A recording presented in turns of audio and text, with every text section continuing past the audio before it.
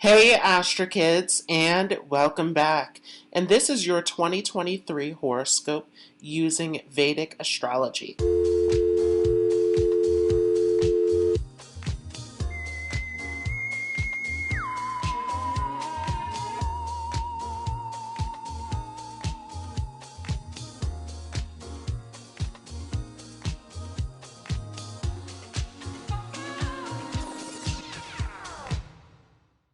Just a quick disclaimer here that this is going to be according to Vedic astrology, which is using the sidereal zodiac. So if you're not familiar with what your sidereal moon sign or ascendant sign is, make sure to check out my free calculator down below in the description so that you have the correct information. Also, this horoscope will be according to your moon sign or rising sign. So this is not according to your sun sign, as the rising sign and the moon sign are mapping out your life. In particular, the rising sign is mapping out the lessons and experiences that you are going through, where the moon is mapping out your life according to how you are perceiving it, how it is happening within your mind, how it is making you feel internally.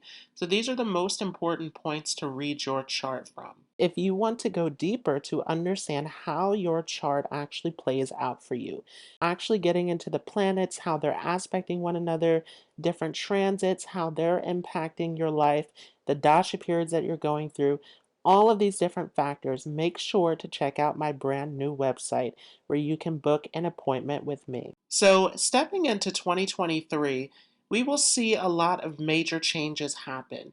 But in particular, as we are coming into January, we will see Saturn shifting its position. So we've been in this 2.5 year cycle now of Saturn and Capricorn. But Saturn will be stepping into its Mulitricone sign of Aquarius. And this is a very powerful position. Throughout most of 2022, we're going to see Jupiter in the sign of Aries as well. And as we come towards the end of 2023, we're going to see Rahu shifting into Pisces and Ketu shifting into Virgo. We'll see that on October 30th, so more towards the end of the year. But we're going to have some major changes as Jupiter comes into Aries here in April and as Saturn is coming into Aquarius at the beginning of the year. So this is a huge year that is all about moving ahead, all about making some major changes and decisions, about having the confidence to go for what you want. We are going to see Saturn for the majority of this year in the nakshatra of Shatabisha. So Shatabisha is a nakshatra that is very mysterious, that is very much about science and mystery and exploration. It is a very intellectual nakshatra that likes to learn, that likes to delve into the mysteries. So this is a great time for anyone who is into research, anyone who is wanting to learn, wanting to get into their studies. And also this Jupiter in Aries is going to support this as well, because Jupiter will start off its transit in the nakshatra of Ashwini, and Ashwini is a very intelligent nakshatra as well. It is all about getting to the truth, as it is our first Ketu nakshatra. So Ashwini is a nakshatra that is drawn to the mysteries, that is drawn to philosophy, that is all about learning, that is all about absorbing knowledge and information and understanding it at a deeper level. So this is a very academic nakshatra. And so Jupiter is going to do very well as it comes into Ashwini, as Jupiter is again about knowledge, about learning, about travel. Ashwini also is a nakshatra that is all about adventure as well. So it is also akin to traveling. And we're going to see traveling is a theme as well, as Rahu comes into Pisces for some of you. As Pisces is about foreign travels, it is about isolation, spirituality, and so all sorts of long distance travel, whether that is foreign or whether that is happening on a deeper level as far as spiritual journeys and delving deeper. So this is a very interesting year that we are coming into with all of these different moving pieces here. K2 in Virgo is a bit of a tricky position as it can give us some perfectionistic tendencies wherever this is placed in your chart. K2, remember, is a planet that is all about letting go, that is all about surrender. But K2 also has a side to it that is very stubborn because K2 is very much about our belief systems, about our deeper truth. So it is very adamant about what it believes. Remember that K2, although it is about spirituality, it is a very fiery, smoky kind of energy. So there is an intensity to K2, a very transformative energy that is behind it.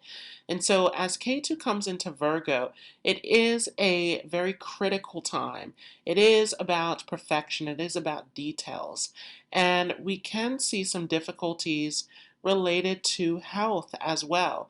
There's a lot around health as we're seeing Jupiter coming into Ashwini, which is health related. We're also going to see Rahu in Ashwini as we come into this next year as well, as we're finishing out this transit of Rahu in Aries.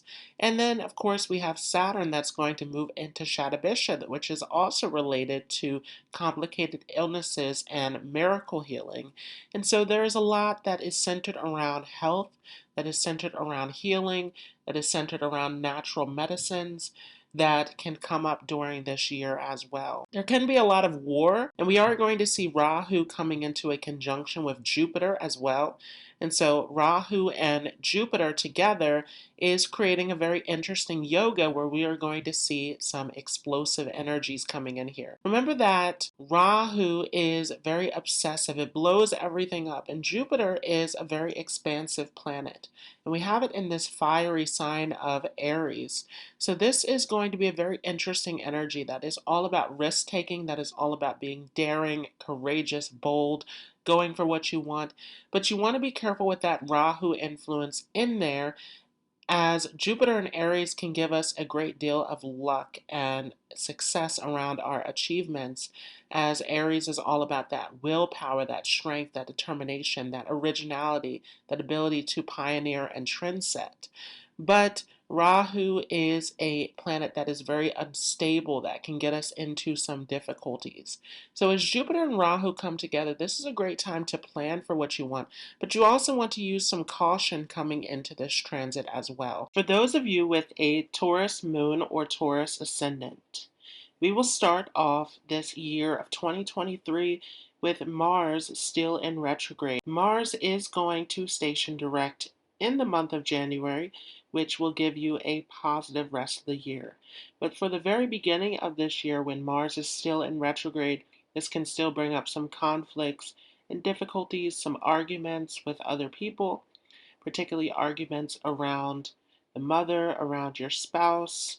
So these are areas to be mindful of. Now we're also going to see your Yoga Karka planet, Saturn, that is shifting here in the month of January as well. So Saturn has been back in your ninth house, where this has put some restrictions on your travel. This has made you very serious about your education and studies. And this has definitely been a time of changing your perspective or your philosophy in life. So, a lot that has been focused in on that ninth house. But as we move forward with this transit here, this is going to move Saturn into your 10th house, which is a very auspicious placement. So, as Saturn comes into the 10th house, it is going to form a Sasha Yoga. And this is going to help you in your area of career. This can bring a lot of success to you. Now, Saturn is a natural malefic, though, so Saturn can bring some challenges, some conflicts in the very beginning of this transit. However, if you are applying the effort and the time into your area of career, this can bring you some success. For some of you, this could be a time of losing a career or losing a position in your career, stepping down from a role. This could be a time where even if you are self-employed, that you can find a lot of challenges and hurdles that you have to overcome in this area of your career field. However, again, this can bring you a lot of opportunities if you are continuing to put in the effort. You want to pay attention to your relationship with your boss if you're working under a boss. There can be some challenges in this area as well. Saturn also can bring difficulties around your home because Saturn is going to aspect over to your fourth house. So you can experience some difficulties or conflicts within the home. There may be some things that need to be worked out, addressed, some things that need to be changed within the home. So you may be getting into home improvement. You may need some repairs. This can be a time where there's a lot going on in the home environment that can be very challenging. This can also be a time where you're getting very serious about your relationships because Saturn also has an aspect over onto your seventh house. And so this can make you very serious about your relationships. You're not really during this transit looking for just fun. You are looking for something that is more serious. So if you are currently in a relationship, this is a good time to work out any kind of conflicts that you have with your spouse. Any ongoing situations need to come to a conclusion during this transit here. If you are looking for a spouse, you may be running into more serious people, more mature people, and you are very serious at this time about what you're looking for long term.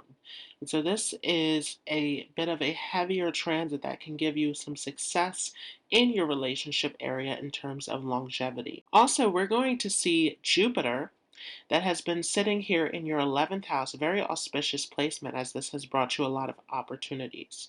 Now, for you, Taurus, you may have felt a little overwhelmed by all of these opportunities opening up to you, though, since Taurus is a fixed sign. So, some of you, depending upon your placements in your chart, you may be someone who likes for things to stay the same. But this has really been a transit of bringing in new friends, new colleagues, new opportunities if you're looking for a job or if you are self employed, even finding new opportunities, new ways to expand your business, and also bringing in new friends, new people into your life. And so, this has really been a positive transit that has been all about this expansion of your life and moving you into a brand new direction. You may have found that during this transit that you have been looking more towards the future where you've had more of an optimistic perspective about where your life is going, planning far ahead in advance. However, in the month of April, of 2023, we are going to see Jupiter shifting ahead into the sign of Aries, which means Jupiter will come back into your 12th house. And Jupiter is a functional malefic for your chart. So this can be a very difficult transit with Jupiter coming behind your ascendant. This can make you more so reflective, going inward. This could get you really into your studies or into your spiritual practices as well, where you can be more behind the scenes, more focused in on learning at this time. This also could be a time where there are more expenses, where you are more prone to spending and splurging on enjoyment. So you want to be cautious about your finances as well as Jupiter comes back into this 12th house. This could definitely be a quieter time where you find that you are more so isolating, going behind the scenes. This could even take you traveling to foreign places, long distance. This again could be a time where you're really developing your spirituality, gaining some wisdom through this deeper inner reflection. So you may find that Jupiter is really pulling you more behind the scenes at this time. We're also going to see Rahu that is continuing here in your 12th house. And so, especially as Jupiter comes into a conjunction with Rahu, this really can increase the expenses. This can again take you to a foreign place. This can give you a lot of spiritual experiences with this conjunction here. Remember that Rahu is a planet that is very unconventional, very much out of the norms. And Jupiter is coming in and expanding this energy here with this Rahu Jupiter. So this definitely could be a time of strange dreams, a time of restlessness, a time of insomnia. So you really want to pay attention to your health as we are going through this transit here of Jupiter conjunct Rahu. Also, we are going to see later on at the end of October, October 30th, that we are going to see Rahu shifting back into the sign of Pisces. So this is going to be Rahu coming into your 11th house. And this is a very beneficial shift that we will see for those of you with Taurus Moon or Taurus Ascendant, where this can expand your friend circle once again. This can bring you back out into the public. And this can be a time of a lot of wealth and opportunities coming into your life.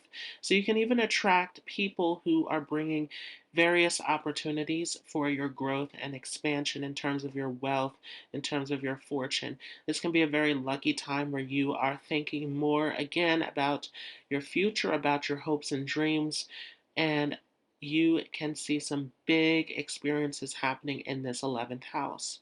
Now, also be aware that Rahu in this 11th house can take away wealth as much as it can expand it. So you can see some sudden shifts occurring in this area. So this is definitely a time of being cautious about overshooting in terms of your direction and your goals in life. Of course, on the opposite end, we're going to see Ketu in Virgo. So Ketu is going to be sitting in your 5th house.